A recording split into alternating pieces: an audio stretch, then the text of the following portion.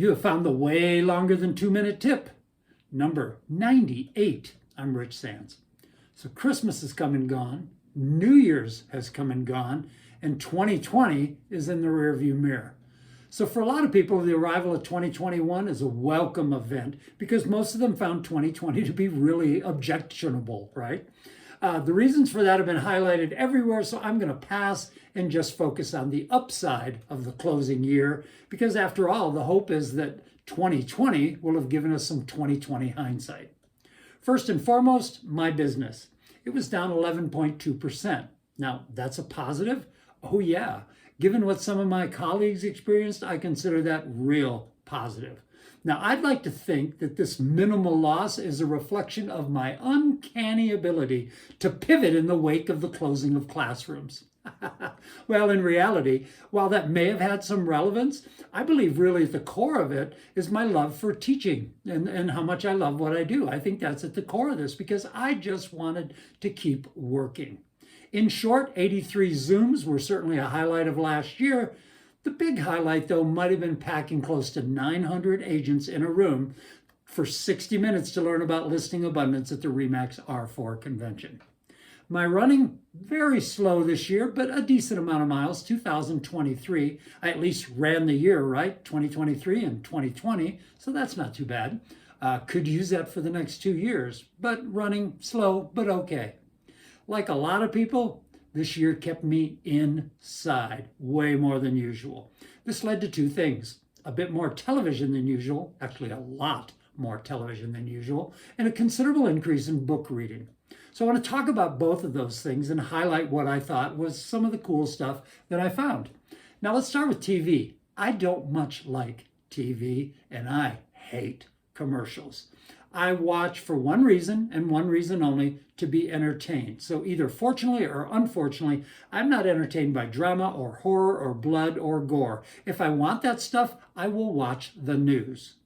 Because of these preferences, or unpreferences, if you will, my watch list is limited. Nonetheless, here's, 7, 8 things that I liked in 2020. First, The Marvelous Mrs Maisel on Prime Video. Great show. Really liked Luke Kirby as Lenny Bruce. The Crown. Only got about 2 seasons in last year, finished the rest of it this year.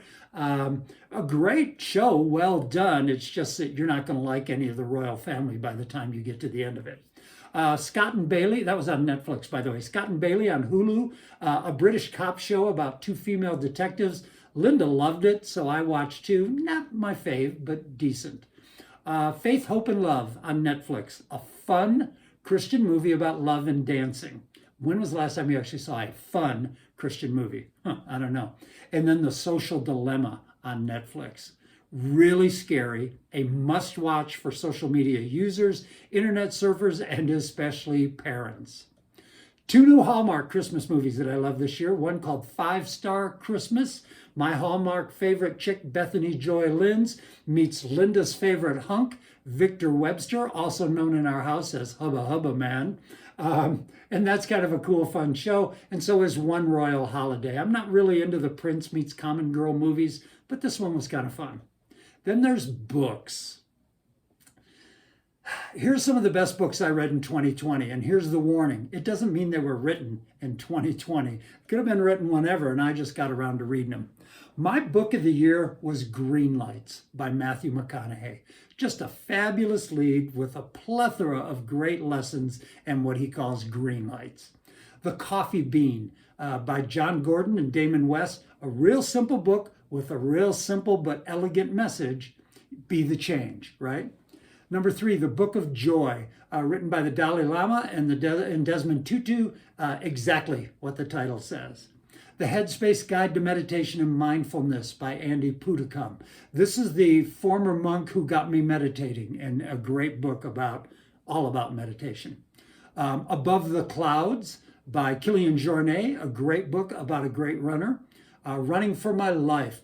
This was one of the few page turners. This is written by Lopez Lamong, and it's a great book about a world-class runner's flight from the Sudan. And I don't mean flight like airplane flight. It was getting out of the Sudan. A book called Unmarketing by a guy named Scott Stratton. Real good, useful book about 21st century marketing strategies. And then another running book called North, Finding My Way While Running the Appalachian Trail by Scott Jurek. That was pretty much the year in TV and books. I think the best part of the year was the growth and the deepening of the relationships in my life. First and foremost with my wife, she took 3 weeks off for coronavirus from work. And I really thought, like back in April, oh my God, we're going to spend 3 weeks together? What's that going to be like? And I have to tell you, it was fabulous. It was absolutely fabulous. Special thanks to anybody who trusted me to help spread education to salespeople around the world. I'm so filled with gratitude and thanks to get to do this thing that I love and make a living through it that I'm always grateful to the people who help me do that. And mostly I do it because I just want people to be better. In the end, it's all good. Life is full. Life is abundant. Life is way worth living. So, belated Happy New Year and thanks.